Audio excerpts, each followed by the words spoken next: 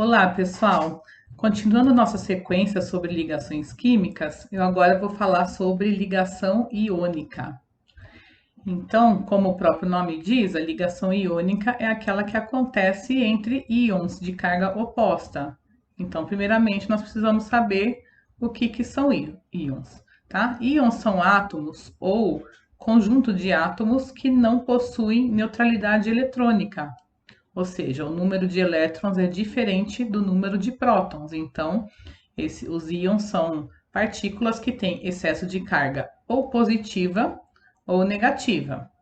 Tá? E daí os íons podem ser classificados em cátions ou ânions. Deixa eu colocar aqui o apontadorzinho a laser. Tá? Então, cátions são íons que cederam ou perderam elétrons. Tá? Se a gente pensar que elétron é carga negativa, se um determinado átomo perde carga negativa, ele vai ficar com excesso de carga positiva. Se o número de elétrons for menor do que o número de prótons, então esse íon vai ter um excesso de carga positiva e vai ter o nome de cátion. Já no ânion ocorre o contrário, ou seja, aquele átomo, aquele conjunto de átomos vai receber elétrons. Então, se o número de elétrons ficar maior do que o número de prótons, ele vai ter excesso de carga negativa. Então, íons com carga negativa são chamados de ânions. Ah, professora, mas e se o átomo ganhar ou perder prótons, tá? A gente tem que considerar o seguinte: as ligações químicas elas vão envolver sempre a eletrosfera, tá? O núcleo do átomo não é alterado quando um determinado elemento, quando um determinado átomo faz ligações com outros, tá? Então, no caso da ligação iônica, a, a ligação iônica vai envolver apenas a perda ou recebimento de elétrons, ok? Então, perdendo o elétron, fica com excesso de carga positiva, vira cátion, ganhando elétron, fica com excesso de carga negativa, forma-se um ânion. E olha só, eu vou colocar depois no próximo slide a tabela periódica para vocês relembrarem. Os metais na forma neutra, né, ou seja, quando tem número de elétrons igual ao número de prótons, geralmente eles possuem de 1 a 3 elétrons na camada de valência. Tá? Então, os metais tendem a perder esses elétrons, formando cátions. Tá? E por que os metais tendem a perder elétrons? Lembra que nós estávamos falando sobre a configuração eletrônica do gás nobre, que tem a última camada, a camada de valência totalmente completa? Então, geralmente, né, na maioria dos casos, os gases nobres completam a sua camada de valência com 8 elétrons. Daí vem o nome regra do octeto, que tá? Nós vamos falar mais um pouquinho sobre ela mais para frente.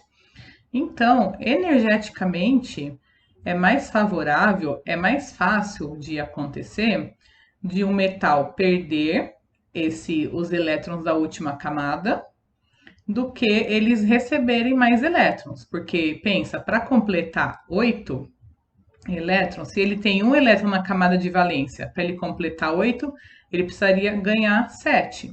Energeticamente, isso não é favorável, isso não ocorre. Muito pelo contrário, os metais têm a característica de perder elétrons, como a gente já viu antes. Então, um átomo metálico perdendo a sua última camada, então a penúltima camada que já está totalmente preenchida passa a ser a última, e daí ele imita a configuração de um gás nobre, tá? Belezinha. Agora, com os ametais, já ocorre o contrário. Os ametais têm um número maior de elétrons na camada de valência, então vai de 5 a 7. Então, para completar os 8, né, para chegar no octeto, então ele precisa receber alguns elétrons, e daí eles tendem a formar ânions, tá? Energeticamente, o que é mais favorável? Um átomo perder 5 elétrons ou ganhar 3, tá? Energeticamente, quanto menos elétrons envolvidos, melhor. Então, só para a gente né, fechar esse raciocínio, os metais tendem a formar cátions e os ametais tendem a formar ânions. Então, só para ficar mais claro isso, olha só, os gases nobres estão aqui em azul, então ele já tem a camada eletrônica completa. Os outros ametais estão aqui em verde e tem o hidrogênio aqui, né, que não tem família. Então, com exceção desses elementos e desses aqui em vermelho, que são semimetais, todos os outros elementos são metais. Então, os metais, se a gente lembrar que a posição na coluna, né, na tabela periódica, indica o número de elétrons de valência, então os metais alcalinos têm um elétron na camada de valência, os alcalinos terrosos têm 2, os metais da família 13 têm 3, e assim por diante. Então, 1, 2 ou 3 elétrons eles tendem a perder. Agora, se a gente vem para a família 14, família do carbono, carbono é um elemento que faz ligação covalente com muita facilidade, porque energeticamente é mais favorável ele fazer 4 ligações covalentes e completar o octeto do que perder 4 elétrons, tá? E daí nas outras famílias, ó, 15, 16 e 17. Então, 15, 16 e 17 tendem a receber 1, 3, 2 ou 1 elétron para completar o octeto, tá? Então, só para um esquema aqui para a gente poder relembrar melhor, então o átomo neutro é aquele quando o número de prótons é igual ao número de elétrons, tá? Quando perde elétron vira cátion, carga positiva, quando ganha elétron vira ânion, carga negativa. A gente representa os íons, a carga dos íons, com o número e o sinal da carga sobrescrito do lado direito do símbolo. Então, por exemplo, Na+ é um átomo de sódio que perdeu um elétron. Fe2+, é um átomo de ferro que perdeu 2 elétrons. Tá? Cl- é um cloro que ganhou um elétron. S2- é um enxofre que ganhou 2 elétrons. Tá? É assim que a gente representa os íons. Bom, agora sim a gente pode falar o que são ligações iônicas, né? Então, como o próprio nome diz, ele ocorre entre íons de carga oposta e esses íons de carga oposta se mantêm unidos por atração eletrostática. Vamos lembrar que cargas de sinais diferentes tendem a se atrair. Então, nessa atração eletrostática, os íons permanecem unidos, né, se eles estiverem no estado sólido, se eles estiverem puros, né, se não estiverem dissolvidos em água. Né? Então, já vou falar sobre isso. Então, eu vou mostrar aqui alguns exemplos usando a fórmula de Lewis. A fórmula de Lewis é uma representação de fórmulas de compostos químicos em que a gente mostra os elétrons de valência. Tá? Eu vou mostrar para vocês, demonstrar para vocês esses exemplos de como que fica a camada de valência de cada um desses elementos. Bom, pessoal, aqui tem 4 exemplos para demonstrar a representação de compostos iônicos utilizando a fórmula de Lewis. Então, o primeiro exemplo é o NaCl, tá? Cloreto de sódio. Então, se a gente olhar na tabela periódica, a gente vai ver que o sódio, ele está na família 1. Então, portanto, ele tem um elétron na camada de valência. A configuração eletrônica dele termina em S1. Enquanto que o cloro, a sua configuração eletrônica termina em S2P5, ou seja, ele tem 7 elétrons na camada de valência. Então, eu vou representar aqui esses íons.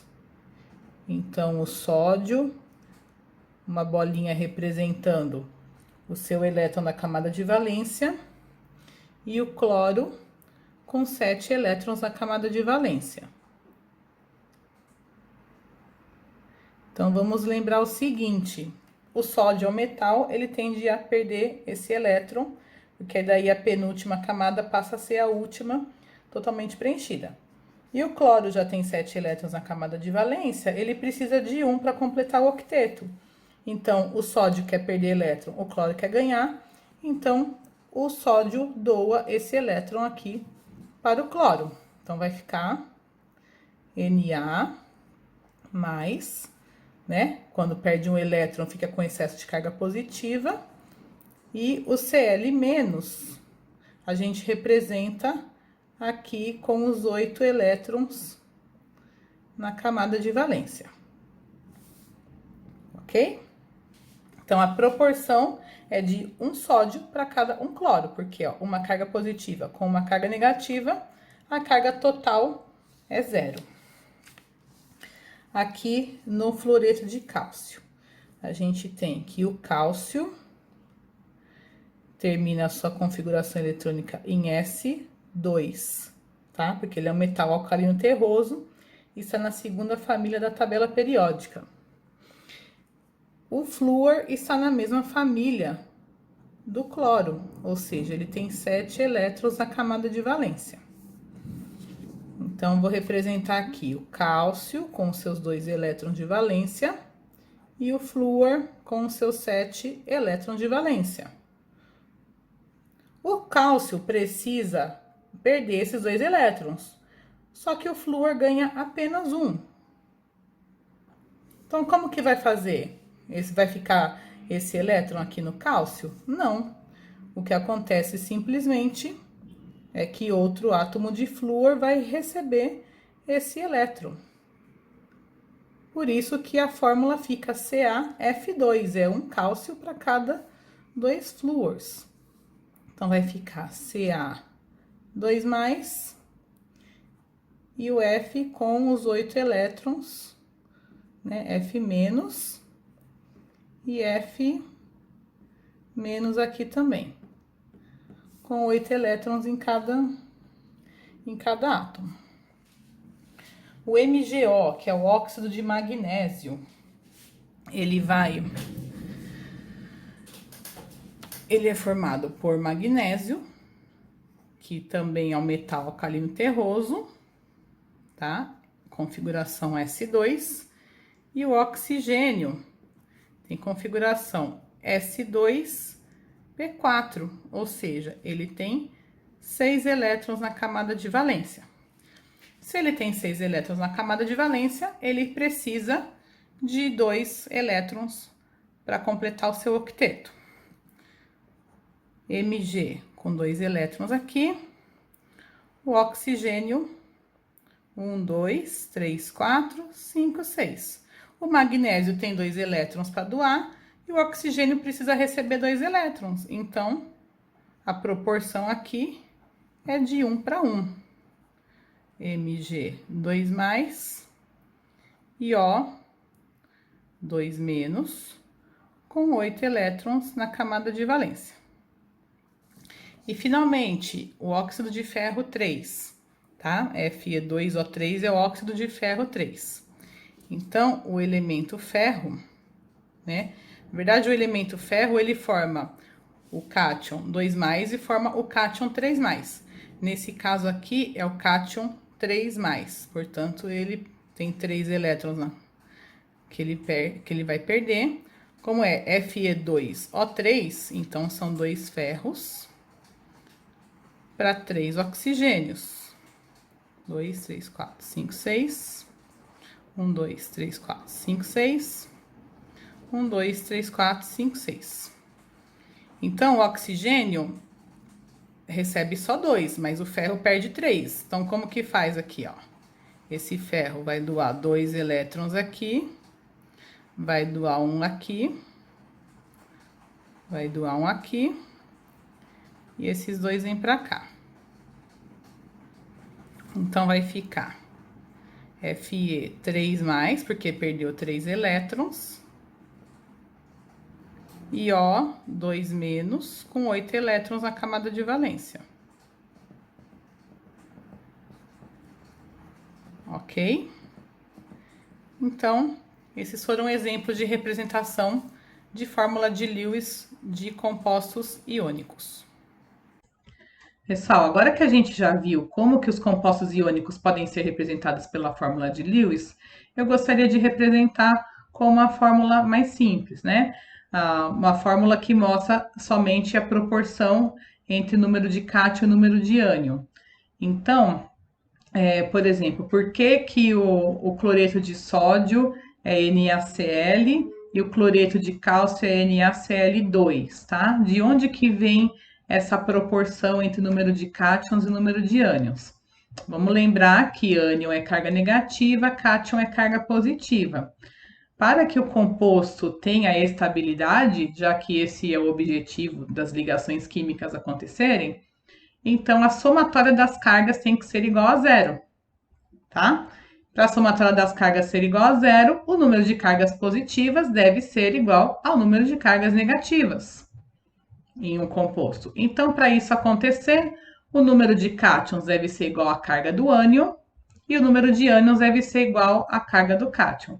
Como assim, professora? Pelo amor de Deus, traduz isso para o português, tá? Eu vou demonstrar para vocês a que a gente chama de regra do avião, que a gente vai cruzar os numerinhos para determinar a fórmula do composto iônico formado por um determinado par de cátion e ânion, tá? Então, dependendo da carga de um e de outro, a gente vai ter diferentes proporções. Pessoal, agora eu vou utilizar os mesmos exemplos para demonstrar como que funciona a regra do avião. Tá? Aqui que significa a regra do avião. Então, eu tenho aqui, por exemplo, Na+ e Cl-. Como que eu faço para descobrir a proporção entre o número de cátions e o número de ânions, né, nesse composto? Então, a gente tem que lembrar o seguinte, quando não tem nenhum símbolo, quando não tem nenhum número, significa que a carga é 1. Então, a carga de um vai virar o número do outro e vice-versa. A gente vai cruzar aqui, ó. Tá? Por isso que chama a regra do avião, vai cruzar. Então, aqui vai ficar Na1, Cl1, né? Só que o 1 a gente, né, não existe, né? A gente não coloca. Então, vai ficar simplesmente NaCl. Ou seja, no cloreto de sódio, na fórmula do cloreto de sódio, existe um cátion sódio para cada um ânion cloreto, tá? A proporção é de 1 para 1. Porque, seguindo essa proporção, o número de cargas positivas é igual ao número de cargas negativas. Uma carga positiva do sódio, uma carga negativa do cloreto. Tá? Quando as cargas são iguais, é muito fácil da gente enxergar isso. Mas e se as cargas forem diferentes? Ó, Ca2+ e F-. Então, esse 2 vem para cá e o 1 aqui do fluoreto vem para cá. Então, vai ficar Ca1F2. O 1 a gente não representa, então vai ficar CaF2.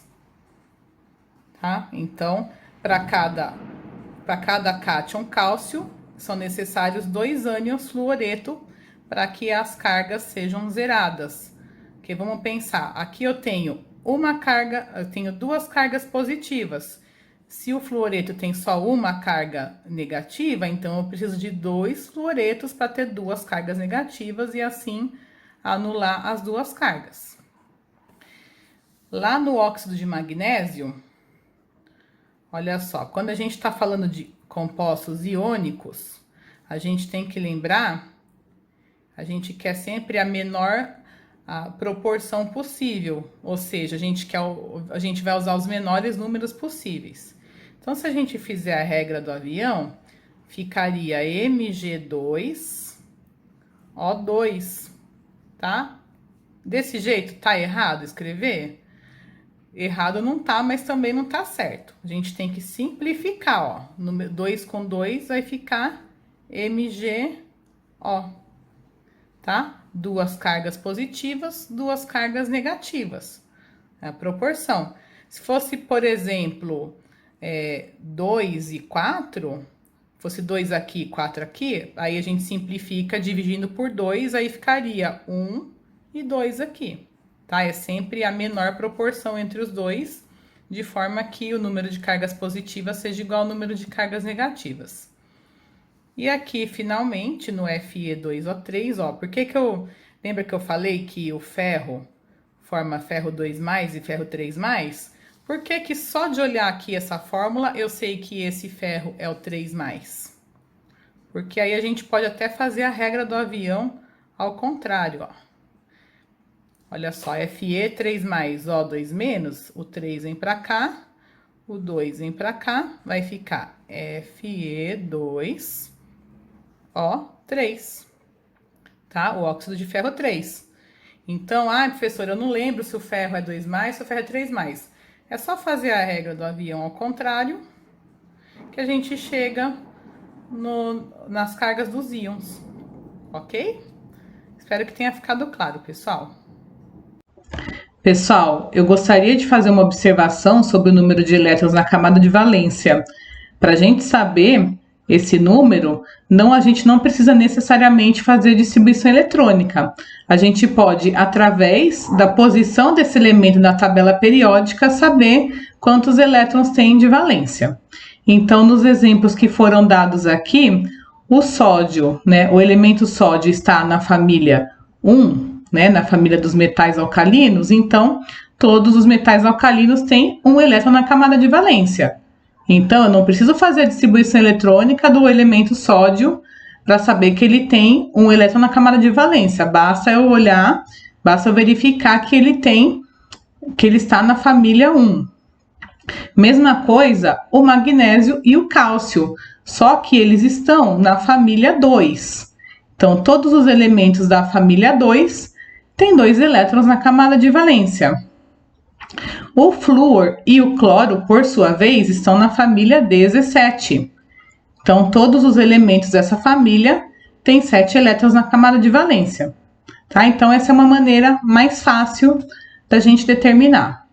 É importante lembrar que essa regra só vale para a família 1, para a família 2 e para as famílias 13 a 18, que são os chamados elementos representativos. Tá? Os outros elementos que são nas famílias de 3 a 12 são os chamados elementos de transição. Eles já não seguem tanto essa regra, quando eles vão formar compostos iônicos, quando vão formar cátions, a sua carga pode ser variável e não necessariamente igual ao último dígito do número que está aqui da família. Tá bom? Espero que eu tenha ajudado.